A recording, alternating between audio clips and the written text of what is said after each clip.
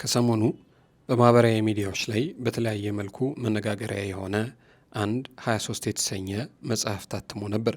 የዚህ መጽሐፍ ደራሲ በሕይወት ኑረት መካከል እልፍ ሲሉ እልፍ ይገኛል፣ እልፍ ብል እልፍ አገኛለሁ ብሎ ባህር አሳብሮ ሀገር አቋርጦ ባህር ማዶ በመሄድ መካከል ያየውን መከራና ስቃይ ያጋራበት የሕይወት ታሪኩን ያሰፈረበት መጽሐፍ ነበረ። ግለሰቡ ዳንኤል አብርሃ ይባላል።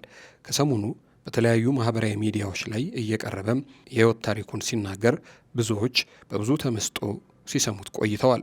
የዚህ መጽሐፍ ደራሲ በሕይወት መካከል የገጠመውን መከራና ስቃይ ሌላው ይማርበት ዘንድ ብሎ ካሳተመው በኋላ መጽሐፉም በፍጥነት እየተሸጠ ይገኛል። ብዙዎችም እንግዳ እያደረጉት የሕይወት ውጣ ውረዱን እንዲነግራቸው ሌሎች እንዲማሩበትም እየጠየቁት ይገኛሉ። ከዚህ ግለሰብ ጋር ተያይዞ ታዲያ ቢቢሲ አማርኛም ዘለግ ያለ ቆይታ አድርጓል። ይህንን 23 የተሰኘ መጽሐፍ ያነበቡ ልባቸው በሕገወጥ መንገድ ባህር አቋርጠው ሀገር አሳብረው ለመሄድ የነበሩ ሰዎችም ሰከን ብለው ጉዳዩን እንዲያስቡበት እድል የፈጠረ ነው የተባለለት መጽሐፍ ሆኗል። በብዙ መልኩ ተወዷል። ከዚህ ግለሰብ ጋር ቢቢሲ ያደረገውን ቆይታ ልናቀርብላችሁ ወደን ነው። ሰላም የምንወዳችሁና የምናከብራችሁ የጊዜ ሚዲያ ቤተሰቦች እንዴት አላችሁ? በያላችሁበት የዓለም ጫፍ በያላችሁበት የሀገር ጥግ ሁሉ ሰላም፣ ፍቅር፣ ጤና ትሆኑ ዘንድ ዞትራዊ ምኞታችን ነው። ኤልያስ ደግነት ነኝ። የምትከታተሉት ጊዜ ሚዲያን ነው። ቢቢሲ አማርኛ ከዳንኤል አብርሃ ጋር ያደረገውን ቆይታ በተመለከተ ልናደርሳችሁ ወደድን። አንዳች ውሃ የማያነሳ ሀሳብ ታገኙበታላችሁና አዳምጡት። እናመሰግናለን።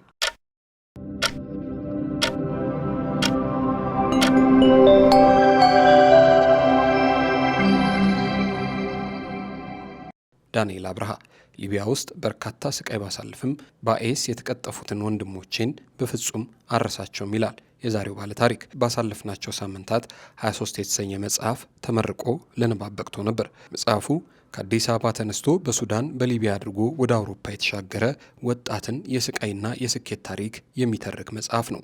ያሉ የተባለ ታሪክ አይደለም። እውነታውን ከፈረሱ አፍ የሚሰማበት መጽሐፍ ነው።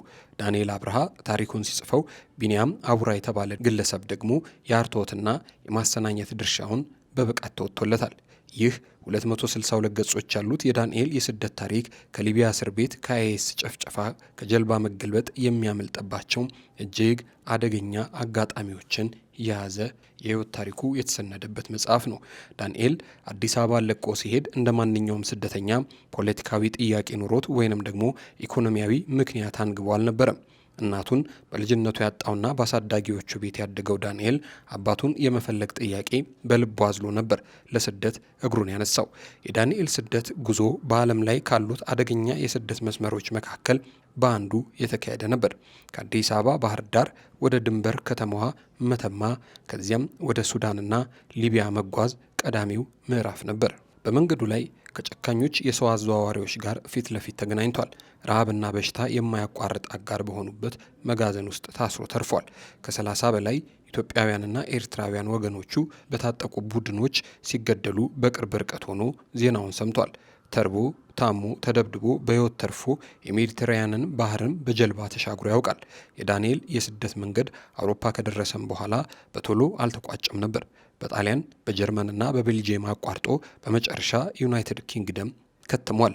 ዛሬ በትልቅ ሬስቶራንት ውስጥ የሚሰራ የሰለጠነ የምግብ ባለሙያ ሲሆን ትምህርቱን ተከታትሎ ለመመረቅም በቅቷል። በመንገዱ ላይ ከጨካኞች የሰው አዘዋዋሪዎች ጋር ፊት ለፊት ተገናኝቷል። ረሃብና በሽታ የማያቋርጥ አጋር በሆኑበት መጋዘን ውስጥ ታስሮም ተርፏል።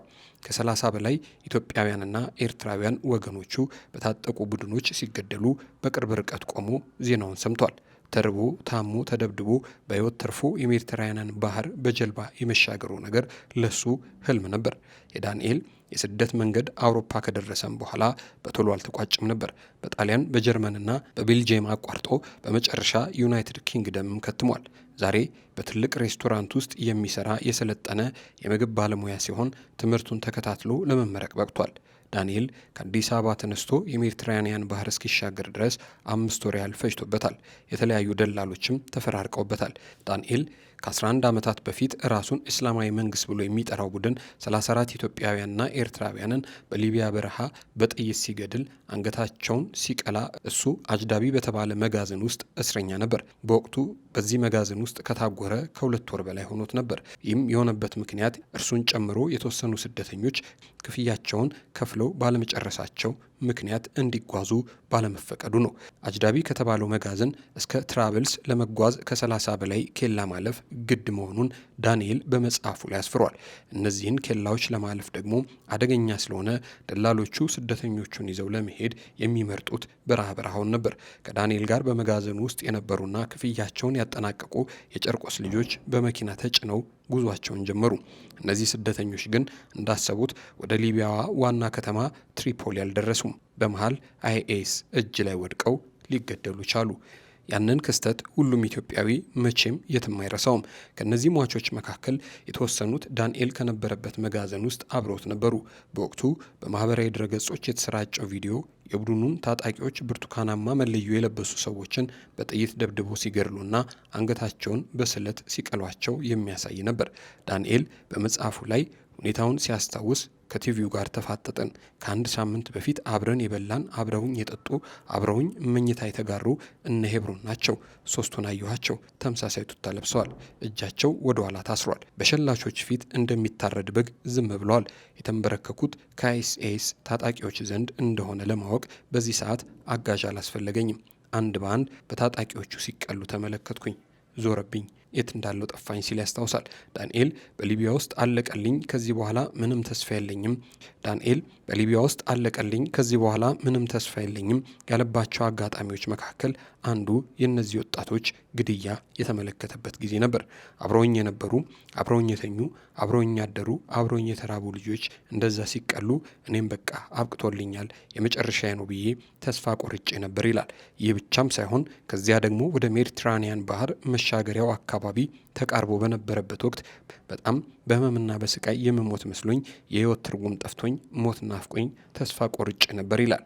ሊቢያ ውስጥ ከገጠሙኝ ራሴን የጠላሁባቸው ራሴንና ፈጣሪን አማርሬ የወቀስኩባቸው በርካታ አጋጣሚዎች አሉኝ የሚለው ዳንኤል ትልቁን ቦታ የሚይዘው ግን ወንድሞቻችን በአይኤስ ያጣንበት ጊዜ ነው ሲል ይናገራል። ዳንኤል የህይወት ታሪኩን ለምን መጻፍ እንደፈለገ ሲጠየቅም እንዲህ ይላል። በርካቶች በሱዳን በሊቢያ አድርገው ወደ አውሮፓ ተሻግረዋል። ነገር ግን ታሪካቸውን በመጽሐፍ መልክ ያካፈሉን እጅግ በጣም ጥቂቶች ናቸው። ዳንኤል ይህ ታሪክ የኔ ታሪክ ብቻ አይደለም፣ የብዙዎች ቁስል፣ የብዙዎች ህመም ነው ሲል ለቢቢሲ ተናግሯል። በአውሮፓም በአሜሪካም ያሉና ስደትን ያዩ ሰዎች ይህንን ህመማቸውን ተሸክመው ተደብቀው እየኖሩ ነው። ብዙ አውርተዋል፣ ብዙ ግን አልተጻፈላቸውም። ተሰንዶ የሚገኝ ብዙ ነገር የለም። ዳንኤል ይህ የእርሱ የስደት ታሪክ በመጽሐፍ መልክ መቅረቡ ለእኔ ታሪኬ ጥናትና ምርምር ማካሄድ ለሚፈልጉ የሊቢያን የስደት መንገድ ማወቅ ለሚሹ ደግሞ የሚጠቅም ሰነድ ነው ሲል የሚኖረውን አበርክቶ ያስረዳል። መጽሐፉን የሚያነቡም በዝርዝር ያሰፈራቸውን የስደት ቁስሎች እንዲረዱ፣ እያንዳንዱን የጉዞ እንግልት እንዲመለከቱ፣ እንዲሁም እውነቴን እንዲገነዘቡ፣ ለስደት ከተነሱም ይህንን አንብበው የሚገጥማቸውን ቀድመው እንዲያውቁ መሆኑን ይናገራል። የመጽሐፉ አርታኢ ቢንያም በበኩሉም በተደራሲው ልብ ውስጥ ይህ ታሪክ ታትሞ ቢቀር የሚመኘው ነገር እንደሆነ ይናገራል። እነ ዳንኤል አጅዳቢ መጋዘን ውስጥ በአንድ ሳህን ለ5 የሚቃምሷት መኮረኒ የበለጠ የአንድ ወዳጃቸውን የስልክ ጥሪ ይናፍቃሉ። የዚያ ሁሉ ስደተኛ ምኞትና ጉጉት ተደውሎልሃል መባል ነው። ዛሬ እኛ ደግሞ ደወለብኝ ብለን የሚያበሳጭን የስልክ ጥሪ የአንዳንዶች የመጨረሻው ምኞታቸው ነው። ተደራሲው ልቦና ላይ ይህ ቢታተም ደስ ይለኛል ይላል አርታኢው። አክሎም ስደት የግለሰቦች ከሀገር የመቀየር ሁኔታ ብቻ አይደለም የሚለው ቢንያም የየቀኑ ህይወታችን የስደት ነው። ከእውነት እንሰደዳለን፣ ከሀቀኝነት እንሰደዳለን፣ ከማንነታችን እንሰደዳለን፣ ከህሊናችን እንሰደዳለን፣ ከቅንነት እንሰደዳለን ወዘተ። እናም በመጽሐፉ መጨረሻ ላይ ዳንኤል ያስቀመጠውን የስደት ህይወት የሚያበቃው ወደ ትውልድ ሀገሬ ስመለስ አይደለም ከእውነት ጋር የመኖር አቅም ሲኖረኝ እንጂ የሚለውን ሀሳብ ተደራሲው ቢያስተውልልኝ ደስ ይለኛል ሲል ይናገራል። እኔን ለታሪክ ለምስክርነት ለእውነት ያስቀመጠኝ ይመስለኛል። ብዙዎች ተገድለዋል፣ ታርደዋል። አውሮፓ ውስጥ ገብተው ያልተሳካላቸው ብዙ ሰዎች ይኖራሉ። አሁንም አሉ የሚለው ዳንኤል በዚህም የተነሳ ሳይሳካላቸው ቀርተው ተደብቀው የሚኖሩ በርካቶች መኖራቸውንም ይናገራል። የስደት ኑሮ በአውሮፓ ሁሌም በስኬት የታጀበ አይደለም የሚለው ዳንኤል የመኖሪያና የስራ ፍቃድ ማጣት፣ ከዚያ ደግሞ ያቀዱት አልሆን ሲላቸው ወደ ሱስ የሚገቡ መኖራቸውን ተመልክቷል። በርካቶች ከዚህ በኋላ ራሳቸውን እስከ ማጥፋት ደርሰዋል የሚለው ዳንኤል አብርሃ እኔ የምለው እነዚህን ሰዎች መርዳትና መደገፍ ያስፈልጋል ነው ሲል ሀሳቡን ይቋጫል። የመጽሐፉ አርታይና አሰናኝ ቢንያም በመጽሐፉ ውስጥ የቀረበውን የዳንኤል ታሪክን የስቃይና የእንግልት መከራን የማሸነፍ ብቻ ሳይሆን በውስጡ ብዙ ነገሮችን እንደያዘ ይናገራል ይላል። የመጽሐፉ አርታይና አሰናኝ ቢንያም በመጽሐፍ ውስጥ የቀረበው የዳንኤል ታሪክ የስቃይና የእንግልት ወይስ መከራን የማሸነፍ ብቻ ሳይሆን በውስጡ ብዙ ነገሮች እንደያዘም ይናገራል። ጨለማ በዋጠውና በውሃ በተሞላ ዋሻ ውስጥ በአንዳች አጋጣሚ ቢገኝ ምን አይነት ዋጋ እንደሚከፍል ይህ መጽሐፍ ያሳያል። አብሮ ያላቅሳል፣ ህመምን ያጋራል፣ እንዴት መዋኘት እንዳለበት ይጠቁማል። ከቀቢጸ ተስፋ ወደ ጭላንጭል ብርሃን ይመራል፣ የፈጣሪን ሁነኛ ምርኩዝነት ያሳያል፣ ተስፋን ያጭራል ሲል ሀሳቡን ይቋጫል። የምንወዳቸውና የምናከብራቸው የቻናላችን ቤተሰቦች ይህንን ታሪክ ያቀረብንላቸው ምናልባትም ለስደት ልባቸው የተነሳ ሰዎች ካሉ ከዚህ መጽሐፍ ብዙ ይማራሉ። ወዲያ ደግሞ መጽሐፉን ገዝታችሁ ብታነቡት እንዲህ ባለ መልኩ አልፋችሁ ባህር ማዶ ያላቸውም ታሪካቸውን ያስታውሳቸዋል፣ ደግሞ እናንተም እንድትጽፉት ያበረታታችኋል በሚል እሳቤ ነው። ይህንን መሰናዶ ስለሰማችሁልን እናመሰግናለን። ዘገባው የቢቢሲ ነው። ክበሩልን።